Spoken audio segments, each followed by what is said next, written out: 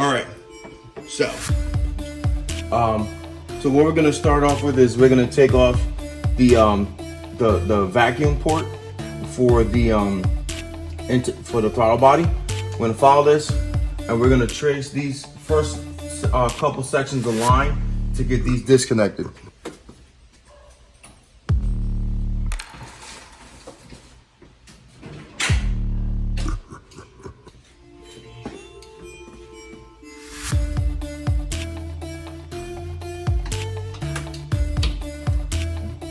Unclip this, unclip that. There's gonna be another part up here behind this heat wrap. I'm not gonna worry about that just yet. So this comes out. So this is gonna get disconnected right here.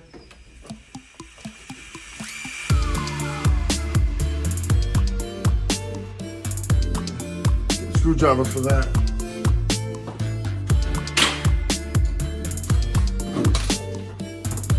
Now mind you guys, I am following directions, all right? And I will post these I will post the link for the directions, right, in the description when I'm done, all right? So everybody can do this on your own if you so wish.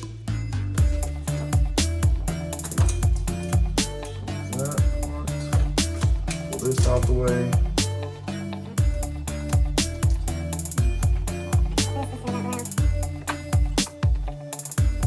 So I don't know if you heard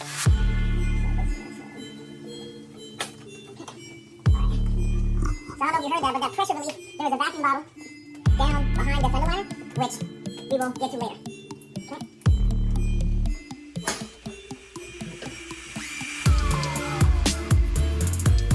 So I don't know if you heard that, but that pressure relief, there was a vacuum bottle down behind the fender liner, which we will get to later.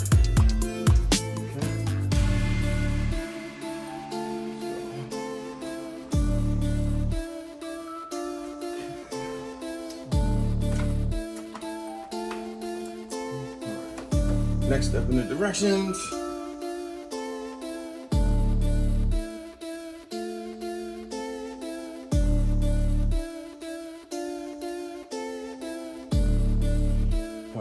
So we got the vacuum pack off, the vacuum reservoir. So I'm going to take off this bracket. Those are, I believe, my T5s.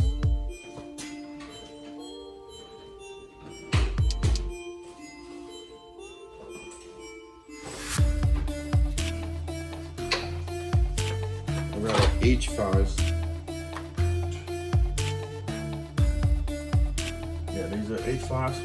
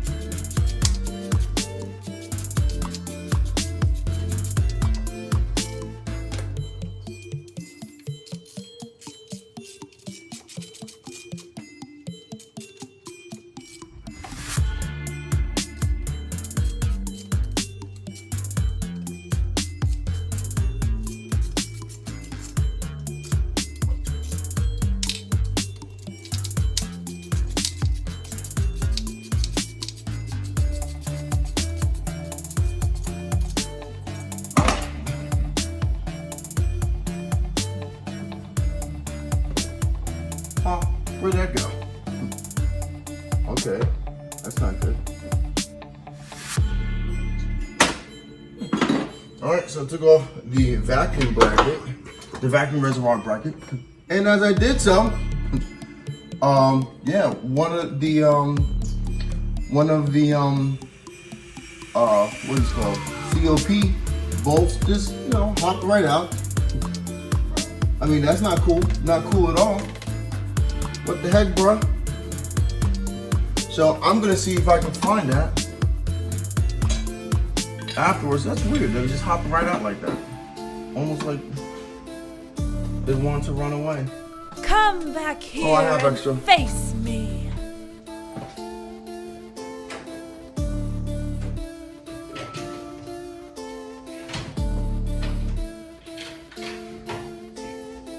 Just gotta make sure that they're the same length. No, these are too long, right? So I might have to find the one that fell.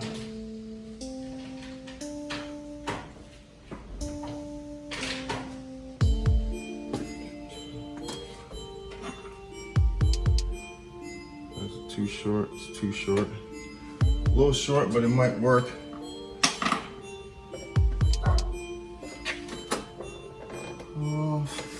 Yeah, that sucks.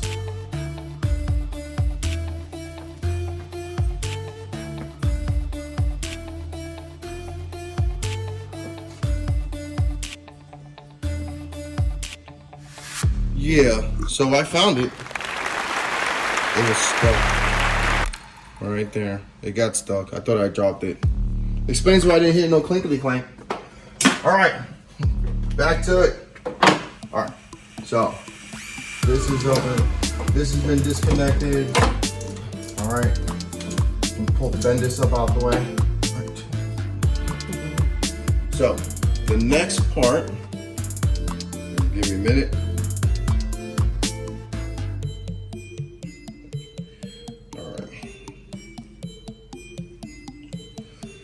Alright, so take the vacuum bracket off, take off the air tray, which we already have done, lift the secondary air tubes out the way, which later on will be coming off along with the pump.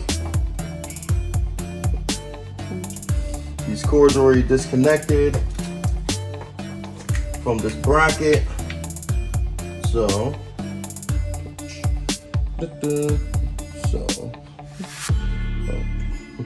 that's up out the way. So I'm just gonna disconnect this hose line real quick to take care of that. So we've got hose clamp right there. Let me switch out the piece to my drill. I have been waiting to do this for a while. So I'm gonna take my time, make sure it's done right. I don't want no issues.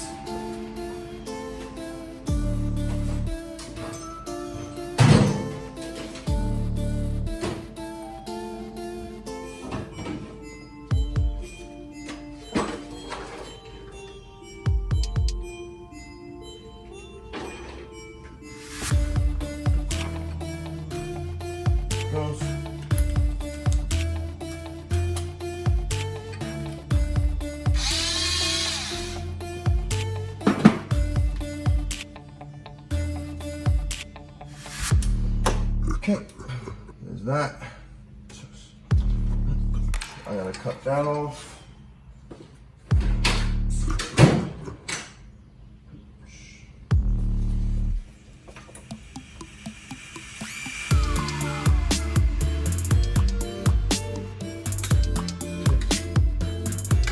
So that's gonna be garbage.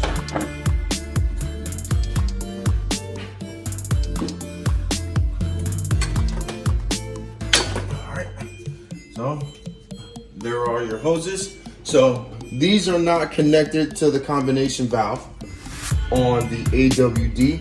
I believe on the AWP and the AWW, I believe they do run through the combination valve.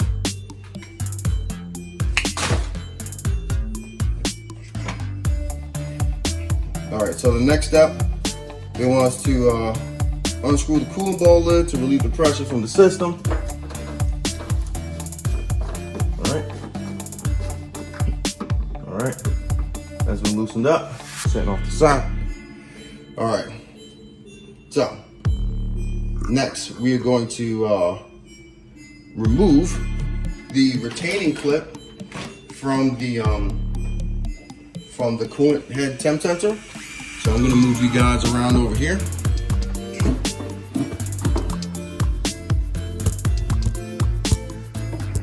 And let's get a zoom in. All right, so I'm gonna try and get some more light. All right.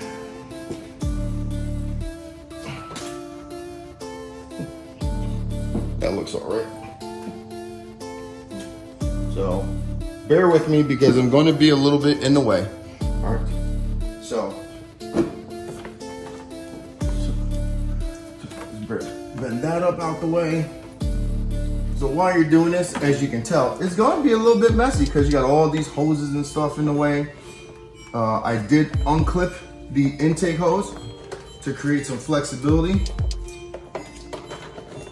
So right down here, let me see if I can get another flash on here. All right, so right down here, all right, here is your coolant flange. All right, actually, no, I don't like that. I'm gonna get the baby LED.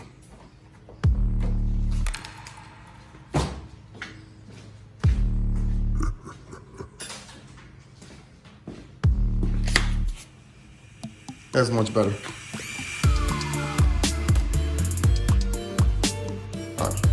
So, baby LED right there. All right.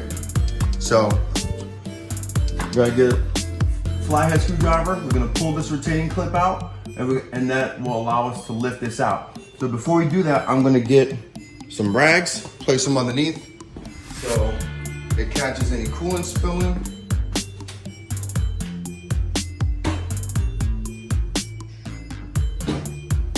So if you're watching this video and you haven't started working yet, make sure you have gotten some spare coolant, because you will make a mess because this flange is going to be coming off. All right, you know what? Let me get a real towel. All right, you're going to spill coolant, so make sure you have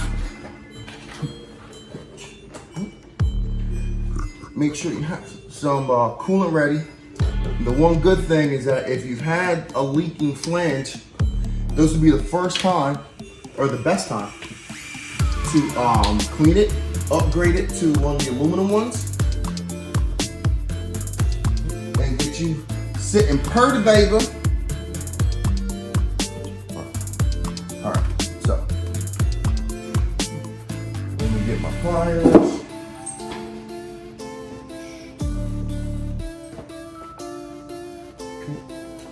Okay, nice and easy. Oh, this is a little chipped. I don't like that. Right. So this should wiggle right out. All right, came right out. Okay, as you can tell, coolant is pushing through.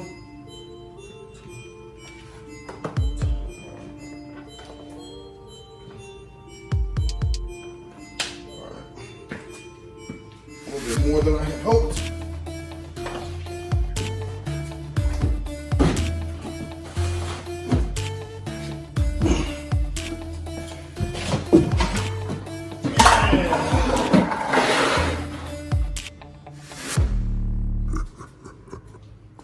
All right, give me a second. I'll be right back. I gotta catch something to get some more stuff to catch this. All right. So, next up,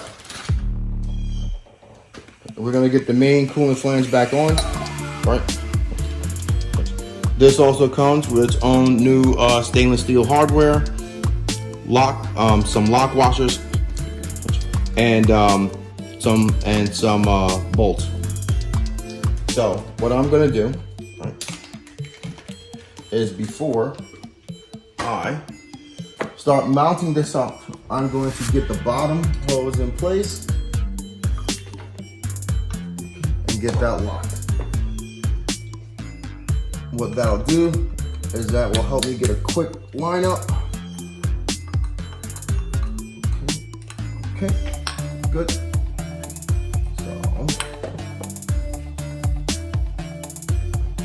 pull Karen out the way. Sorry if you're watching, your name is Karen. So, alright, so it looks good. So now, I'm going to do some fuel. I'm going to, alright, so apparently these unlock washers, they're regular washers. So what I'm going to do is, if I can get them up.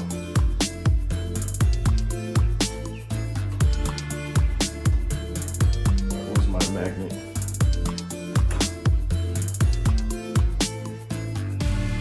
I'm going to get the washers in place.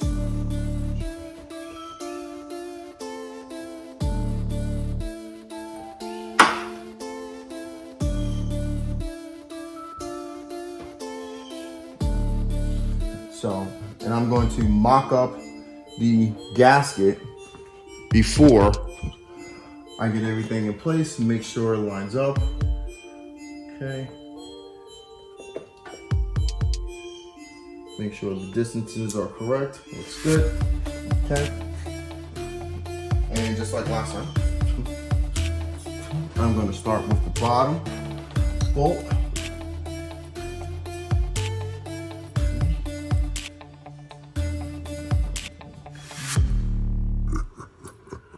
I'm going to get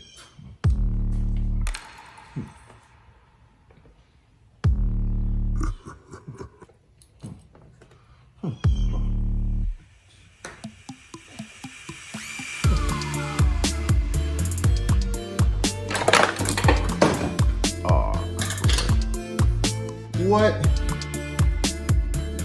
Hold on. Oh. Just my scraper. So, I am really not too thrilled with how much shorter these are from the other ones. I believe they are the same thickness. So,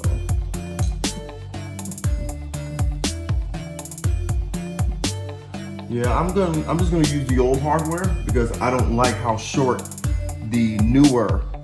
I don't like how short the newer bolts are. So that's what I'm gonna do. Shouldn't affect anything. I know they're both aluminum. Fusing should not be an option, should not be an issue. Because obviously in this car, there are plenty of aluminum bolts and aluminum housings that are touching. So when you're lining everything up, make sure you're being gentle with the gasket as not to tear it. And also you don't want to be too rough and strip where the bolt is going.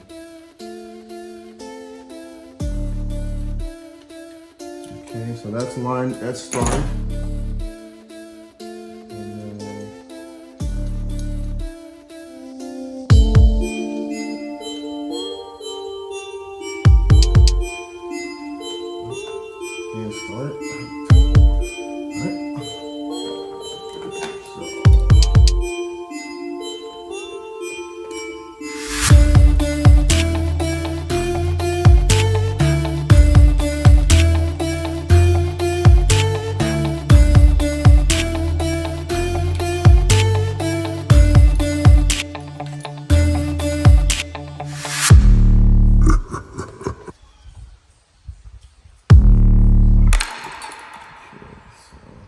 Back this off a little bit to make sure that, yep, okay, they're all good.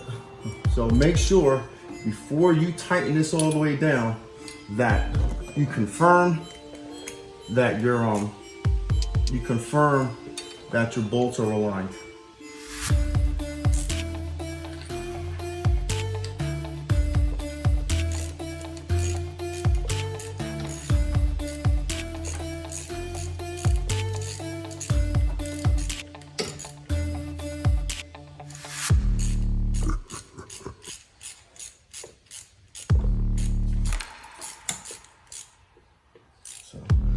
So I'm gonna do it again. I'm gonna do tight, and then about a quarter turn. All right, this is tight, quarter turn. All right. So that looks good.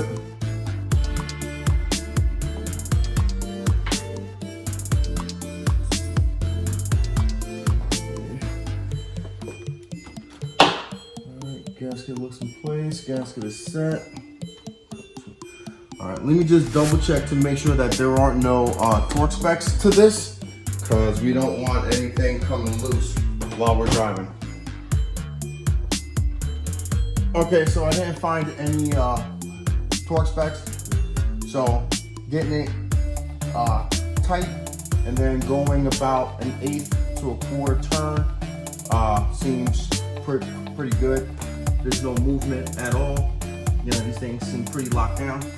So, for the moment, that's where I'm gonna cut this video, and I'll see you on the next one.